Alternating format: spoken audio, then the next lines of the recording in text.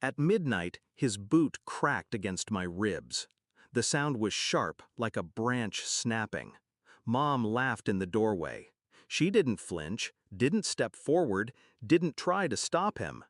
"You deserve this," she whispered, as if cruelty was a lullaby. Dad leaned over me, breath sour with whiskey. "Pain teaches worthless kids their place." Worthless. That word burned more than the fracture. I bit down the scream. Because in that moment, I wasn't worthless. I was awake. I was taking notes. I used to think he was a hero. Strong hands, wide shoulders, the kind of man other kids' fathers respected. He carried me on his back once, told me I'd see the world higher than anyone else. I thought Mom adored him too. She'd beam when he entered a room. That was the lie, the stage version. Behind closed doors, love vanished. His praise turned to orders. Her smiles became smirks. And me, I became the punching bag, the scapegoat for every disappointment they couldn't face in themselves. The first time he hit me, I cried. The second time, I apologized to him for making him angry. By the 10th time, I stopped feeling shock. Pain was routine. Bruises were camouflage under long sleeves. But the night he broke my ribs, something shifted. I didn't cry. I didn't apologize. I memorized everything. His stagger, Mom's laugh, the way he enjoyed breaking me down. And I knew, if pain teaches lessons, then I had learned mine. Revenge didn't arrive with fire. It arrived with silence. I played their perfect child. I did chores. I answered yes, sir, and sorry, ma'am. I smiled at neighbors so no one suspected. I tucked away my anger like money in a secret vault. And I started planning. I kept receipts.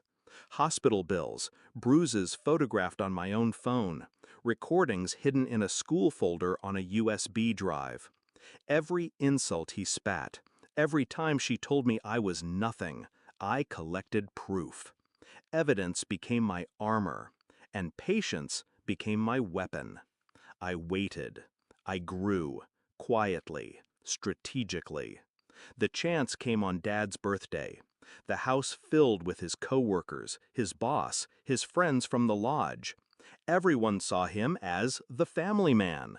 Mom wore pearls, kissed his cheek, played her part. I carried out the cake. My ribs still ached when I set it down, but my smile didn't crack. He raised his glass for a toast. That's when I pressed play.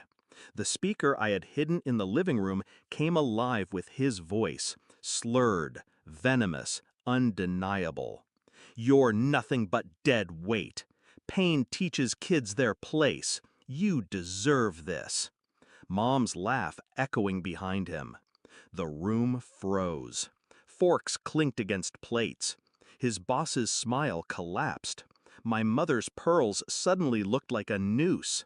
Dad's face drained of color. He lunged toward the speaker, but I was already at the door. Calm, steady, watching their empire burn. It wasn't enough. Not yet. The police report followed. Child Protective Services. Copies of everything sent anonymously to his boss, the school board, the lodge. Their image of power and pride shattered in less than a week. Neighbors avoided them.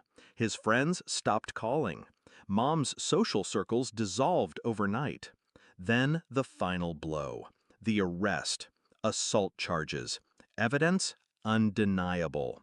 The courtroom smelled of dust and disinfectant, but to me it smelled like freedom. I sat straight-backed while he squirmed under oath. Mom tried tears, but the recordings cut through her lies. The gavel came down. Years in prison.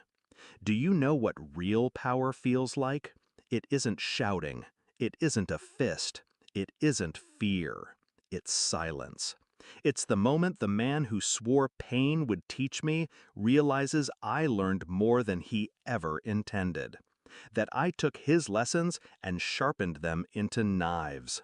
that I forced him and her to beg, not for mercy, but for dignity, for scraps of the reputation they destroyed themselves. They wanted me broken. Instead, they built something stronger. The night after sentencing, I lay in bed, ribs healed, scars hidden beneath skin. The house was quiet now, too quiet.